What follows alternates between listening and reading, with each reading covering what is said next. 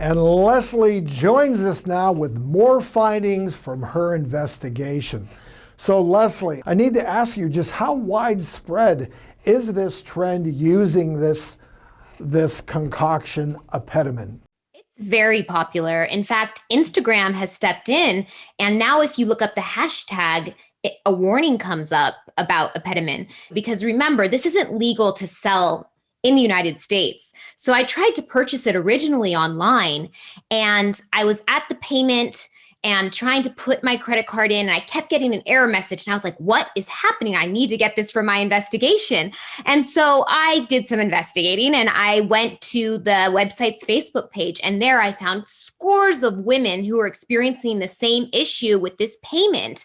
And they only wanted to get their hands on this stuff and they couldn't. So I emailed the company, and I get this very interesting email from this company that says, what you need to do is purchase another product that is legal, and we'll ship you Apetamin. Very interesting, very shady. And the place that I actually bought it, the small market I bought it at, I went to use my credit card, and all of a sudden he says, our credit card machine doesn't work today. We only take cash. And I believe that's because it is illegal to sell in the United States. What other horror stories did you uncover during your investigation?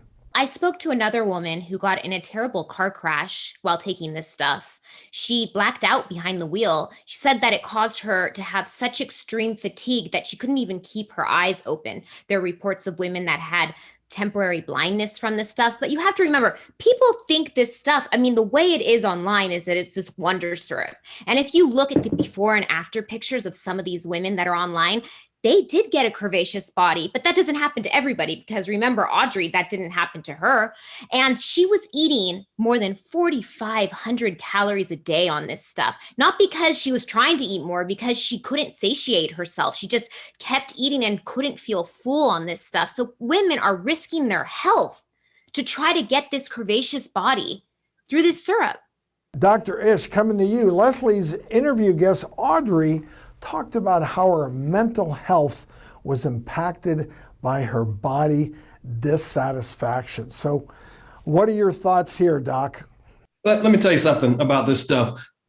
DIY curves using this stuff is a recipe for DI disaster. You just can't do it, right? Just because you think being curvy is a sweet thing, don't mean you can get it from sipping syrup. That's not going to happen. You got to put the work in, or you got to get the work put in by somebody like yourself, Doc. You know, that's you're not going to get it off of a spoon. And this is, it's the insidious nature of what's happening, right? Because this is a long-term thing that's kind of preying on women's insecurity, right? In the Black community, being curvy, being voluptuous, it's something to be aspired to, right? And so everybody wants to look that way, but it's not just Black women now, right? Everybody wants the Kim K body. Everybody wants the J-Lo. That is right. And you know, with social media as part of it, that the trend is being driven more than ever, and it's perfect fodder for people to take advantage of it. This trend